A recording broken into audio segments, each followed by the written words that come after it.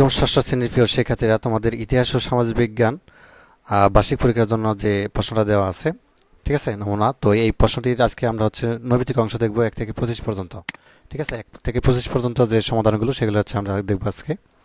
তো এখানে দেখো, নিচের কোন গুচ্ছের সবগুলো দেশ দক্ষিণ এশিয়াভুক্ত, মানে নিচের কোন গুচ্ছের সবগুলো দেশ দক্ষিণ এশিয়ার অন্তর্ভুক্ত। এখানে উত্তরটি হবে তোমাদের নেপাল, ভুটান, মালদ্বীপ। ঠিক আছে, নেপাল, ভুটান, মালদ্বীপ এরা কি দক্ষিণ এশিয়া। খ নাম্বার উত্তরটি হবে 2। কোন এলাকার মানুষের দলগত আচরণের বিশেষ ধরন কোনটি। ক নাম্বার সংস্কৃতি। 3। অনুশোধন কাজ পরিচালনার জন্য প্রশ্নের মধ্যে বিষয়বস্তু সুনির্দিষ্ট কোনটি। অতীতকালের সাথে বর্তমানের কালের। ঠিক আছে, এটা। 4 নাম্বার দেখো, কোন উপাদানগুলো ভূপ্রকৃতির সাথে জড়িত। 4 নাম্বার উত্তরটি হবে আমাদের গ নাম্বার। গ নাম্বার কি দেওয়া আছে আমাদের, নদী, পাহাড়, সমুদ্র। ঠিক আছে। 5 নাম্বার দেখো, প্রকৃতির কোন সম্পদ পুনরায় নবায়নযোগ্য নয়। উত্তরটি কি হবে, ক নাম্বার। ক নাম্বার কি দেওয়া আছে, রান্না করার গ্যাস। ঠিক আছে, এটা। 6 নাম্বার, বাজারে যে সব জিনিস বা দ্রব্য বিক্রির জন্য সাজিয়ে রাখা হয় তাকে কি বলে। 6 নাম্বারের তাকে কি বলে, আমরা গ নাম্বার। গ নাম্বার কি দেওয়া আছে এখানে, গ নাম্বার দেওয়া আছে 6 নাম্বারের পণ্য বলে। ঠিক আছে, পণ্য। তো তারপর দেখো যে 7 নাম্বার, যে সামাজিক কাঠামোকে কয় ভাগে ভাগ করা যায়। 7-এর হচ্ছে তোমাদের ক নাম্বার, অর্থাৎ 2 ভাগে ভাগ করা যায়। তারপর দেখো হচ্ছে 8 নাম্বার, ব্যক্তির অবস্থান, ভূমিকা, মূল্যবোধ, বিশ্বাস, অবদানগুলো বিন্যস্ত হয়ে কি তৈরি করে। 8 নাম্বার উত্তরটি হবে তোমাদের এখানে ক নাম্বার। ক নাম্বার কি দেওয়া আছে, সামাজিক কাঠামো তৈরি করে, তাই না। আর সামাজিক কাঠামোর প্রাথমিক উপাদান কোনটি। 9 নাম্বার হচ্ছে তোমাদের এখানে গ নাম্বার। গ নাম্বার কি আছে, পরিবার। তো তারপর দেখো যে 10 নম্বর প্রশ্নটা, যে নব্যপ্রস্তর যুগে মানুষের আবিষ্কৃত প্রথম কাজ কোনটি। আবিষ্কার কোনটি প্রথম নব্যপ্রস্তর যুগে। গ নাম্বার। গ নাম্বার কি দেওয়া আছে আমাদের, চাষাবাদ। নগরায়নের বৈশিষ্ট্য কোনটি। নগরায়নের বৈশিষ্ট্য কোনটি হবে, 11 নাম্বার। 11 নাম্বার কি দেওয়া আছে, অর্থাৎ লিপি আবিষ্কার। তো একটি উদ্দীপক দেখতে পাচ্ছ দৃশ্যপট 1 এবং দৃশ্যপট 2। তো এখানে যেটি বলা আছে যে এই প্রেক্ষাপটে দৃশ্যপট 1-এর সভ্যতা কোনটি। তো দৃশ্যপট 1-এর সভ্যতা হচ্ছে তোমাদের এখানে খ নাম্বার। 12 নাম্বারের খ নাম্বার হবে হরপ্পা সভ্যতা।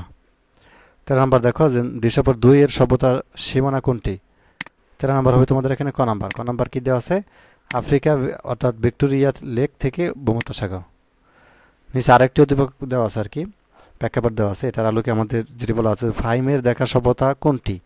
ফাইমের দেখা সভ্যতাটা তোমাদের হচ্ছে কোনটি, অর্থাৎ গ নাম্বার। গ নাম্বার কি আছে, গ্রিক ফিনিশিয়া সভ্যতা। ঠিক আছে।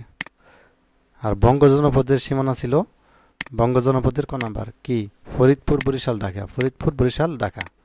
ঠিক আছে। তো তারপর হচ্ছে আমরা এক কথায় প্রশ্ন দেখবো হচ্ছে 16 থেকে হচ্ছে এক কথায় প্রশ্ন দেখবো 10টি। তো এখানে দেখো, বুড়িগঙ্গা নদীর তীরে কোন শহরটি অবস্থিত। অবশ্য ঢাকা শহর, তাই না। কোন শহরটি অবস্থিত বুড়িগঙ্গা নদীর তীরে, আমরা দিব কি, এই যে ঢাকা, এই যে লেখা আছে ঢাকা, তাই না। আচ্ছা, গর্ডন চাইল্ড কে ছিলেন, প্রত্নতত্ত্ববিদ। ঠিক আছে, প্রত্নতত্ত্ববিদ।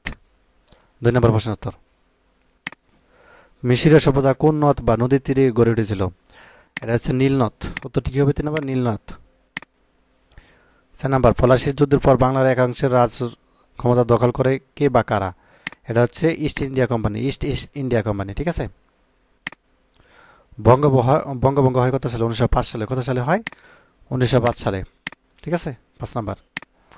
ভারত বিভক্ত হয় কত সালে। ভারত বিভক্ত হয় 1947 সালে। ঠিক আছে, 1947 সালে। 2 জন ভাষা শহীদের নাম লেখো। 2 জন ভাষা শহীদের নাম কারা, সালাম, বরকত, রফিক, জাবার। এখানে 4 জনের নাম দেওয়া আছে, তো তুমি 2 জনের লিখলেই হবে। মুক্তিযুদ্ধের সময় বাংলাদেশকে কত সেক্টরে ভাগ করা হয়েছিল, 11টি। ঠিক আছে, এটা সবাই পারো, 11টি। এবং শহীদ আজাদ কোন গেরিলা দলের সদস্য ছিলেন। এটা ক্রাক প্লাটুন। ঠিক আছে। যে কোনো একটি রূপান্তরিত সম্পদের নাম লেখো, হাতুড়ি। তো এই ছিল তোমাদের ইতিহাস সমাজ বিজ্ঞানের সমাধান, এমসিকিউ। ধন্যবাদ।